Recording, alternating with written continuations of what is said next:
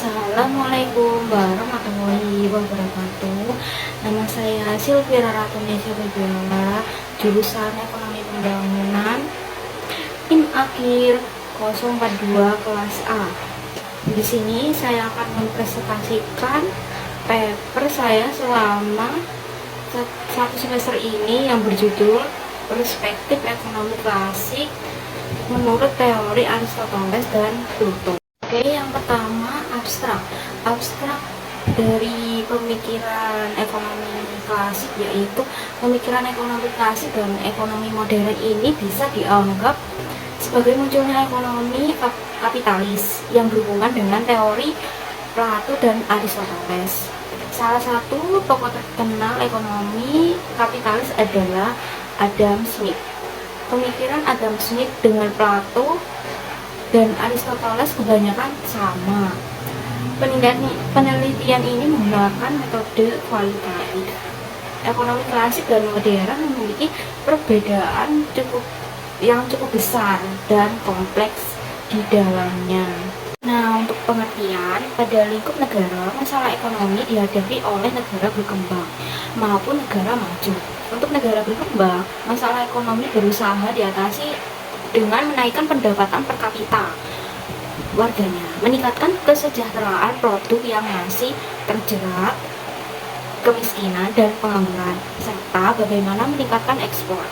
Sementara negara maju berusaha mempertahankan kemajuan ekonomi yang dicapai serta meningkatkan mutu konsumsi agar masyarakat semakin sejahtera. Semua usaha sebenarnya bermuara pada usaha manusia untuk mencapai kemakmuran. Salah satu tolak ukurnya adalah tersedianya barang dan jasa yang dibutuhkan. Hal klasik bukan cuma tentang fashion saja. Ekonomi juga ada yang klasik. Ekonomi klasik namanya. Pemikiran ekonomi pada 1770-an di tahun tersebut mengkritik keras pandangan kaum merkantilis. Strategi merkantilisme cuma mewujudkan kemewahan dan laba bagi penjual dan pemegang penguasaan saja, tidak menguntungkan konsumen, bahkan kerap dikorbankan demi kepentingan penjual. Itu menurut Adam Smith. Aliran Adam Smith diharumkan sama orang ekonomi klasik berikutnya. Terus aliran ini bertampak di Eropa pada abad 18 sampai 19. Maka dari itu, ekonomi klasik adalah aturan yang berpendapat sesungguhnya pasar bebas akan membentuk keseimbangan secara mandiri. Bukan cuma ekonomi klasik Salah satu perdagangan yang diatur oleh metode pasar akhirnya tingkat pengguna pegawai secara penuh akan raih. Dan untuk ekonomi modern merupakan aliran pemikiran ekonomi yang tingkatannya sudah lebih kompleks karena permasalahannya pun juga semakin rumit, sehingga dibutuhkan pemecahan masalah yang lebih mendalam. Pada awal munculnya aliran pemikiran ini hadir perkembangan zaman dan teknologi saja, sehingga akhirnya ditemukanlah keterbatasan sumber daya produksi dan akibat memengaruhi kebutuhan masyarakatnya. Ciri-ciri ekonomi klasik itu ciri-cirinya ada 5. Yang pertama itu laissez-faire atau bisa disebut dasar metode ekonomi, metode bebas berjuang. Perekonomian dianggap memiliki kemampuan mengulang ke posisi seimbang secara otomatis.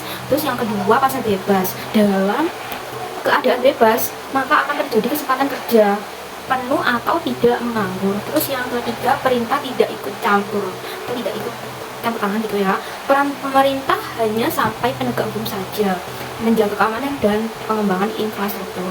Terus yang keempat, pelaku ekonomi punya adil atau harga barang ditentukan penjual dan pelanggan saja. Terus yang kelima, upah fleksibel atau bisa disebut tingkatan bayaran ditentukan oleh permintaan dan negosiasi tenaga kerja.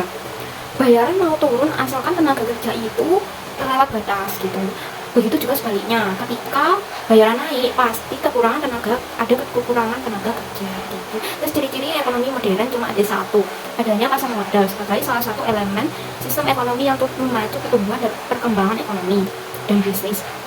Hiruk-hiruk perekonomian negara yang telah maju selalu ditandai dengan pesatnya perkembangan industri pasar modal. baik pasar saham, pasar obligasi, maupun pasar untuk sekuritas turunan dan derivatif.